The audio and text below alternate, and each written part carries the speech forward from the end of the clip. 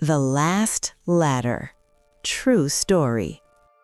This story began in a small village in northern Britain, a place where life moved slowly, where mornings were quiet, and where people believed tomorrow would always come.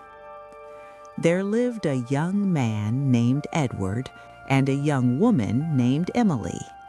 They were not rich, they were not powerful, but they loved each other deeply. Before the war, Edward used to speak about the future. Emily used to listen and believe. One evening, Edward said, "If war comes, I will return. You will wait for me, won't you?" Emily smiled and replied, "I will wait for you with my letters." In 1940, Britain entered the war. Edward was called to serve.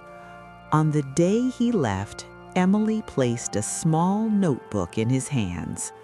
On the first page, she had written, "Whenever you write, write from your heart." The train began to move. Edward disappeared into the distance. Emily remained on the platform. She did not cry because she chose to wait. The first letter arrived quickly. Edward wrote, "I am alive. For now I am safe. I think of you every day." Emily replied the same night. Then another letter came, and another. They wrote to each other every week. Edward rarely described the war. He asked about Emily, about home, about the sky above the village. Emily wrote about small things, flowers, neighbors, quiet evenings. Those letters kept them alive. 4 months passed. Then came Edward's last letter. It was short. He wrote, "If one day I stop replying, know that my heart is still with you." After that, silence began. 1 week passed, then 2, then a month. Emily kept writing, but no answer ever came. 4 months passed without a single word. Then a letter arrived from the military office. Only 2 words mattered: missing in action. Emily refused to believe it. She continued to wait. But time is cruel, and time forces decisions. Edward's older brother, Thomas, had not been sent to war. He had failed the medical examination. He stayed in the village. At first, he helped Emily with work, then with daily life, then with silence. People in the village began to talk. Emily was alone. One evening, her mother said softly, "Waiting can also destroy a person."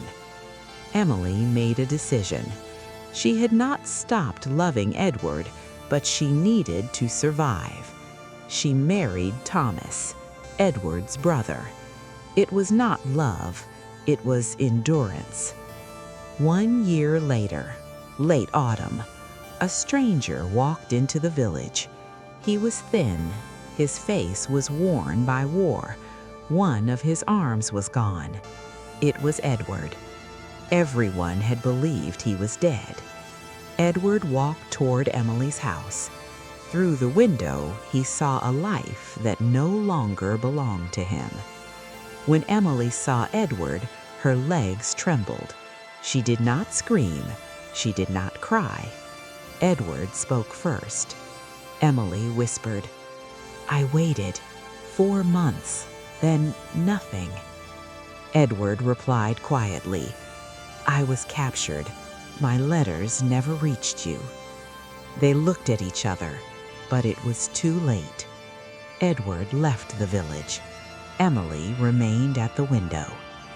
This is not a story about love ending. This is a story about war choosing for people. Sometimes love does not die, but life chooses another path.